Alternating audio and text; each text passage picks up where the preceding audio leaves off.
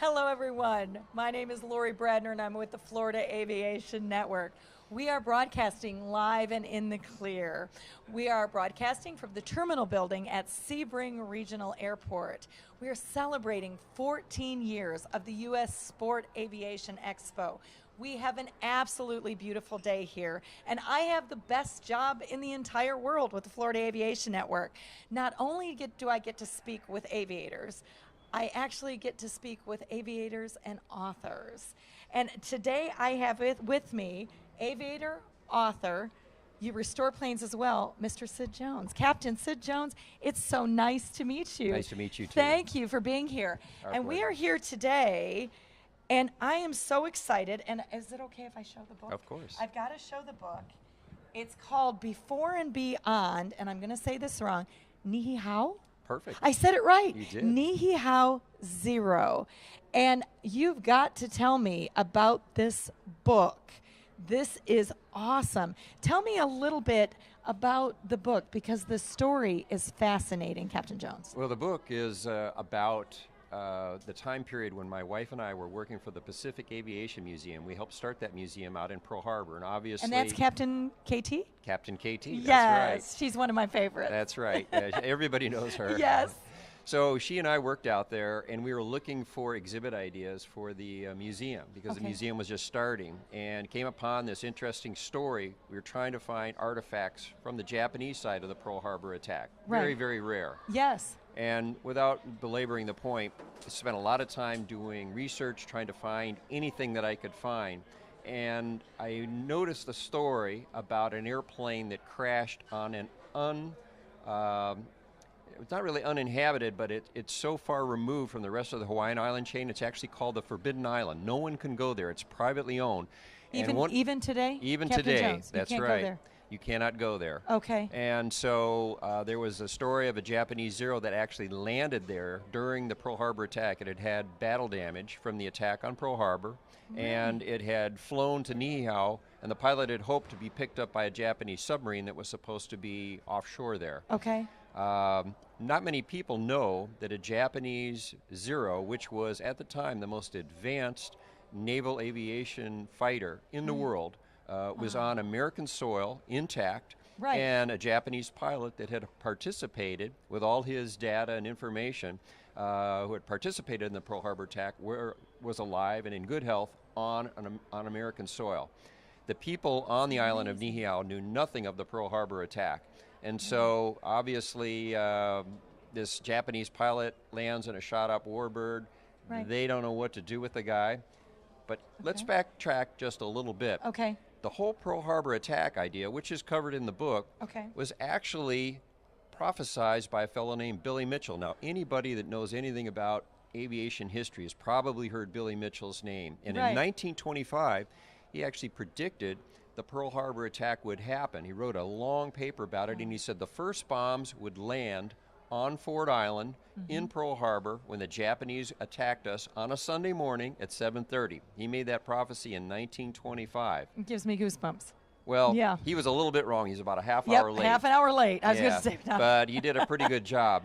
But the island of Nihihao was later plowed up back in the 1930s to keep it from being used as a forward operating base for the Japanese attack. And that was done by suggestion of one of Billy Mitchell's strong supporters, who was based out in Hawaii. He had heard about this report, and he went and contacted the people of Nihihao, the owners of Nihihao Island, and said, listen, my friend Billy thinks there's going to be an attack on Pearl Harbor at some point. And he also mentioned that it might be launched from the island of Nihihao.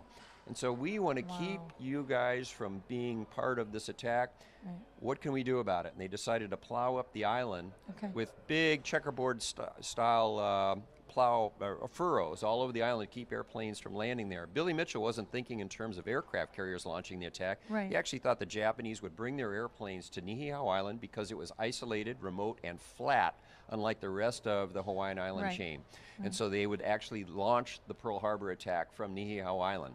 So amazing that in 1925 he'd already made the prediction about the Pearl Harbor attack, and that the Japanese would be using Nihihao Island. Well, the Japanese did use the island only as a suggestion to their pilots: if you can't make it back to the aircraft carriers because of battle damage, lack of fuel or whatever, go to Niihau, land there, and we'll send a submarine to pick you up. So, but is that what happened? Well, not exactly. I was going to say, okay. Not exactly. The airplane landed there, and none of the island inhabitants knew anything about the Pearl Harbor attack. And this Japanese Zero lands there with this pilot, and things devolved very, very quickly over the period of the next week.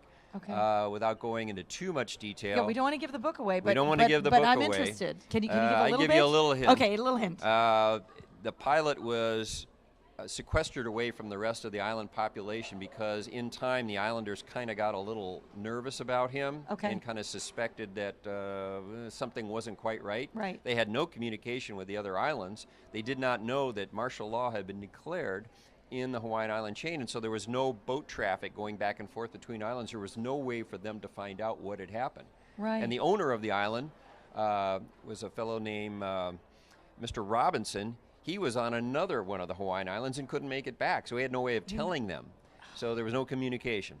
The Japanese pilot eventually was allowed to escape by some people that he had befriended on the island, and they actually pulled the guns out of the Zero and threatened to kill the people on the island. Started a bit of an insurgency, as it were. He was trying to get his papers and his pistol and other things that had been taken away from him. And he was also trying to get back to the airplane so he could use the airplane's radio to call the submarine to see if they were still there. As they were told. As they were told. Exactly. So he went around threatening everybody on the island, and things got worse and worse and worse. Some of the islanders were able to escape. And they made a very arduous travel or journey from Niihau to Kauai in an open boat in the middle of the night. I think it's a 40-mile trek, and it's very, very rough straight there. They made it. They were able to report to the authorities that this Japanese pilot was on the island, and a military platoon was sent over to capture and battle him. But by the time they got there, the Japanese pilot had been killed by some of the locals. And again, I don't want to give away too much of the story, but the interesting thing about this is that no one talked about this event after it happened, because the American authorities, when they came to talk to the Niihau residents, they told them, don't say anything to anybody about it. And so the Japanese airplane that was there was forgotten. The wreckage of it was forgotten. The pilot tried to burn it right before he was killed. He burned out part of it, but a lot of it was still there. And the story and the plowing marks and everything are all still there. The plows that they used to plow up the island. Here's a private owner that was plowing up his island to prepare for the Pearl Harbor attack 7 years before the Pearl Harbor attack actually happened. And he finished the plowing just before the Pearl Harbor attack actually happened, preparing the island against the Japanese coming in and using his island. So there's a lot of amazing components of this story. And I was able to, with my wife, go out, find that the airplane actually still existed and all these things, and we were able to recover them, get the actual story from the inhabitants that were on the island, and then bring the artifacts over to the Pacific Aviation Museum where they're on display today.